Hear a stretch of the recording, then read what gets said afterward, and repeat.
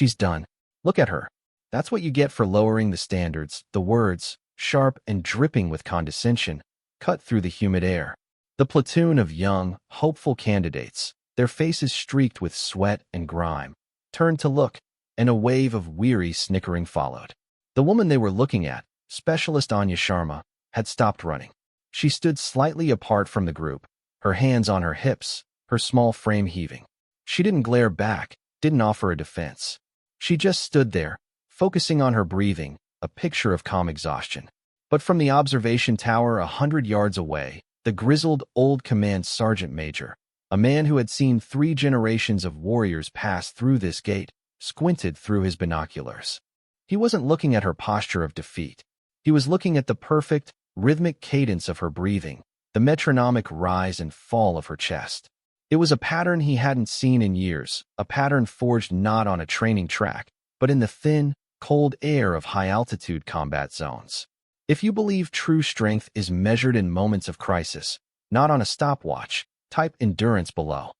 The selection course was a crucible by design, a sun-scorched patch of unforgiving earth meant to bake the weakness out of a soldier.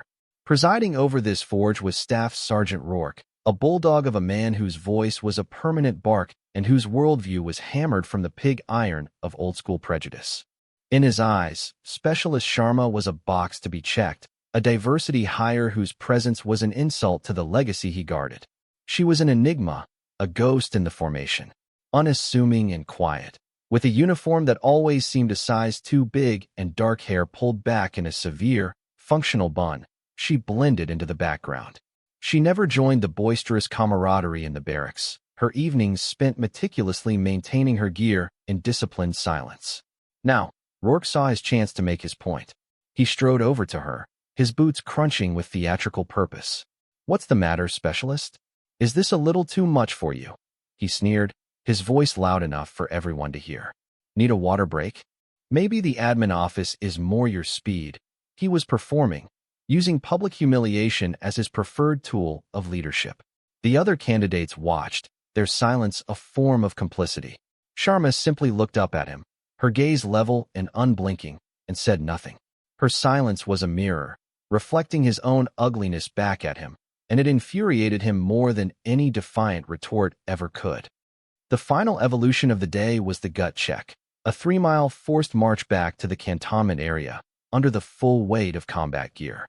It was less a test of speed and more a trial of will, designed to find the breaking point. While the other candidates groaned, stretching aching muscles and complaining about the weight of their packs, Sharma moved with a different energy. Her preparation was a silent ritual of professionalism. She methodically retied the laces of her boots, cinching them with a practiced knot.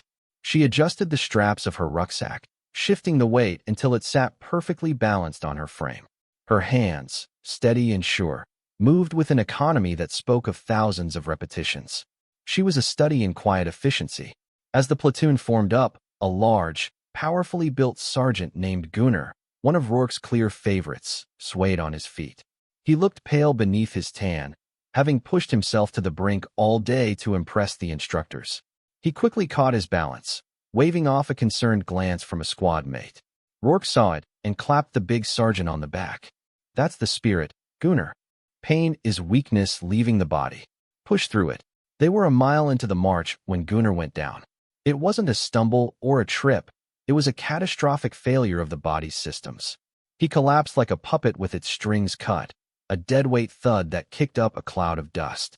His eyes rolled back into his head. Heatstroke, severe and sudden. Panic rippled through the ranks.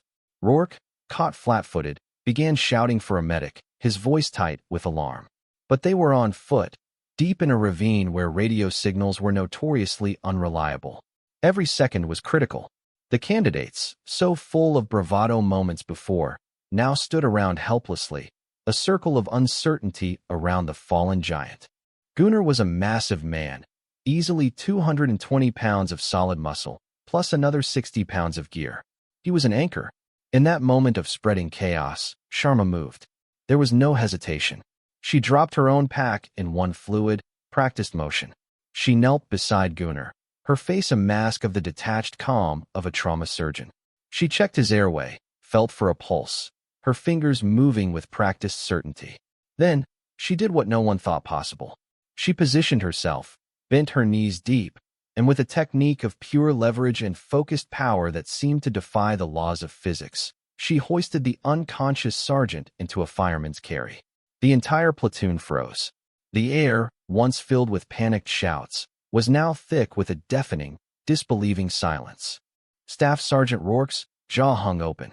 He could only stare as this small, unassuming woman, now bearing the weight of a man twice her size, adjusted her footing, locked her eyes on the distant ridgeline, and began to walk. The next 2 miles were a brutal, silent procession, a pilgrimage of sheer will. The only sounds were the rhythmic crunch of Sharma's boots on the gravel trail and the steady, controlled cadence of her breathing. She was a machine, her pace unwavering, her gaze fixed forward. The other candidates, their arrogance incinerated by the raw display of strength before them, instinctively formed a protective cordon around her. They carried her pack and Gunner's rifle without being asked, their movements now deferential, respectful. Rourke walked alongside her, his face a complex mask of shock, confusion, and a dawning, profound respect he couldn't hide. He opened his mouth to offer help, to suggest they switch out, but Sharma gave a slight, almost imperceptible shake of her head. Her focus was absolute. She would not be broken. When they finally staggered onto the main training grounds, the base medics were already scrambling, alerted by the watchtower. The command sergeant major was there, too, standing with his arms crossed, waiting. He had watched the entire impossible journey through his binoculars. He observed as Sharma, with the last of her energy, carefully and gently lowered the massive sergeant onto the waiting stretcher, her movements still precise and professional. Only then did she stand back, sweat dripping from her chin, her body trembling with exhaustion. But she didn't collapse. She simply stood at a modified parade rest, waiting for her next order. The command sergeant major, a man whose stern presence had made colonels nervous, walked directly past the sputtering, speechless Rourke. He stopped less than a foot in front of Sharma. He looked her up and down, his gaze not one of judgment, but of intense, focused recognition. He saw the years of discipline etched into her posture, the quiet confidence that lived behind her eyes. He turned to his aide, his voice a low growl that commanded instant obedience. "Pull Specialist Sharma's file." Now, the aide fumbled with a ruggedized tablet, his fingers flying across the screen. A moment later, he handed it to the sergeant major. The old warrior read it, his eyes scanning the data, and then he began to speak, his voice booming across the training yard, each word a hammer blow shattering the platoon's ignorant assumptions. "Unit, 75th Ranger Regiment, Long-Range Surveillance Detachment," he began. "Formerly attached to Joint Special Operations Command Task Force. Combat deployments." 6-inch he paused, his eyes finding Rourke's in the crowd. "Skills, Master Breacher. Combat Life Saver Instructor. Advanced Mountain Warfare School Graduate." He let the words hang in the air for a moment before delivering the final, decisive strike. "Recipient of the Silver Star for Gallantry in Action. Awarded for carrying 2 wounded teammates over a kilometer under direct enemy fire during Operation Resolute Support." The sergeant major lowered the tablet. Then, the living legend of the command snapped to the sharpest position of attention he could muster and rendered a salute so crisp it seemed to crack the air. "Specialist Sharma," he said, his voice now quiet but firm enough for all to hear. "My apologies. We were not aware of who was gracing our course. Welcome to the program." The story of the Sharma carry became legend before the sun had even set. It moved like wildfire from the barracks to the mess hall, then through the encrypted networks and veterans forums that connected the global military community. The details were always the same. The quiet specialist nobody saw coming, the arrogant instructor put in his place, and the impossible feat of strength that was born not from ego, but from a deep, unshakable sense of duty. The part of the story that resonated most deeply was not the weight she carried, but the silence in which she carried it.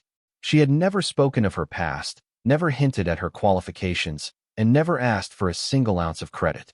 She simply acted when the moment demanded action. Staff Sergeant Rourke was formally reprimanded by the command, but his true punishment was the internal one, the public shattering of his prejudice. The next day, he sought out Sharma. He stood before her, stripped of all his bluster, and apologized. "Specialist," he said, his voice raw with humility. "I was wrong. I misjudged you. I have never seen anything like what you did yesterday. I am sorry." In that moment, an old bias died. Sharma simply held his gaze and nodded once. Understood, staff sergeant for her. The incident was already in the past. There was only the next task, the next mission. A week later, at a base-wide formation, the commanding general himself called Specialist Sharma to the front. He didn't make a long, flowery speech. He understood that she wasn't the type for accolades. Instead, he simply presented her with a custom-minted challenge coin. On one side was the unit's crest. On the other, the simple, powerful image of a single soldier carrying another. Beneath it, etched in stark letters, were the words, "Strength is measured in miles." Not words. The location in the training area where Gunnar had collapsed was unofficially renamed Sharma's Point by the candidates who followed. It became a landmark, a place of quiet reverence, a physical reminder to all who pass that the greatest strength is often hidden, and that true character is revealed only when the heaviest burdens must be carried. Specialist Sharma, ever the quiet professional, accepted the coin with a simple, "Thank you, sir," and seamlessly returned to her place in the ranks, disappearing once more into the disciplined anonymity she had always preferred. Her actions had spoken for her, and they had spoken with the force of thunder. Months bled into a year. A new class of fresh-faced candidates stood sweating on the same dusty training ground, listening to their lead instructor.